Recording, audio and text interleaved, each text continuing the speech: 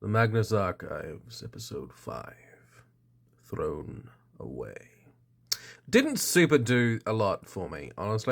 Spoilers, but I may not be doing an episode for every episode. There's a garbage fella and his garbage fella crew, and there's a house at which occasionally there are bags of spooky stuff. They're pretty sure that the people that live in the house at which the spooky stuff bags are not the ones putting the bags of spooky stuff there. So then one of the fellas is like, I'm gonna keep an eye out and see if I can find the person leaving the bags of spooky stuff. Then the guy that was gonna track down, he disappears, and then the last bag, there's only one more bag of spooky stuff, is like packing peanuts. It's like, okay, packing peanuts. Oh wait, there's a heart carved out of something, and it says the guy's name on it. It's like, oh, spooky. And like, that's kind of it. And then there are no more bags, and it's just like, oh, a spooky thing happened. So what do we actually learn here?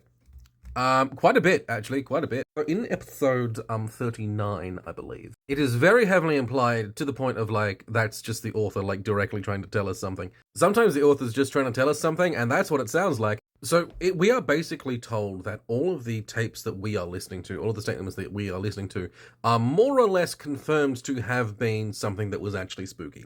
Basically, Johnny Boy says that he has been recording the statements as he reads them, both on the tape recorder and on his laptop. And anything that just doesn't record on his laptop, he's like, oh, well, that was a spooky one. Now, I don't know if this is what they were meaning to do with this episode, but this episode does more heavily imply that he is correct to discount the things that do record on his laptop. Because at no point in this episode do we actually see any of the spooky things happening. We never meet a spooky apparition.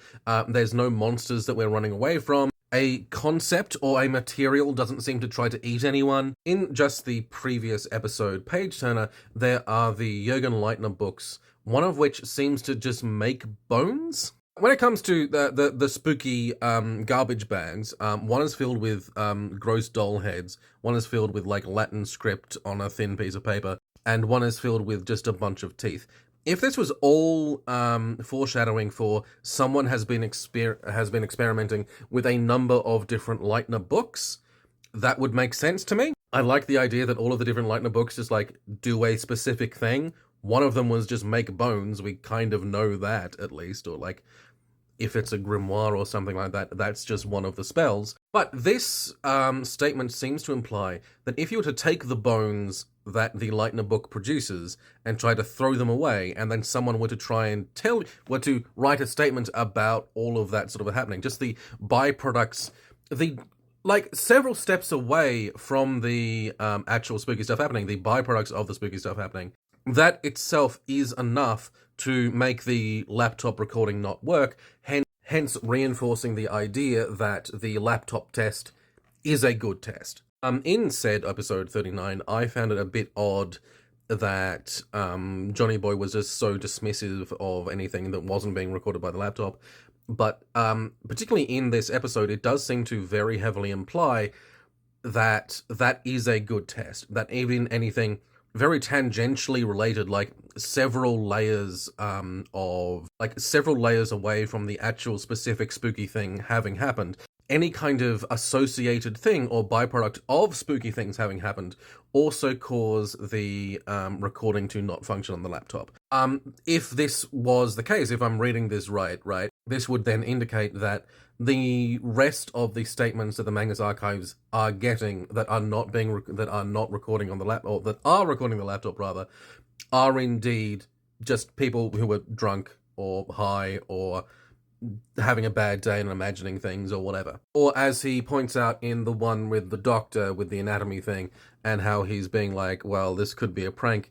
Maybe a lot of them are pranks. Now, semi-related on this sort of a point, it is also heavily implied at certain points, whether or not the heavy implication is deliberately misleading or not, who the hell knows. Probably these authors would never deliberately mislead. That when spooky stuff tends to happen, it often gets kind of mysteriously cleaned up somehow. In this case, spoilers, I'm talking about Grifter's Bone, which is in the second season. There are a number of occurrences throughout the series where something spooky will happen, and then as part of the investigation that Jono and the team do, they'll be like, we found no evidence of anything spooky happening in the place that they said something spooky was happening. However, one of the spooky things that happened was like 23 people died. We did notice that on that day, 23 people did, in fact, die at, from what the police can tell, almost exactly this point in time. Anyway, of course, there's a lot of possibilities that could be. It could also be nothing, and the writers are just fucking with us.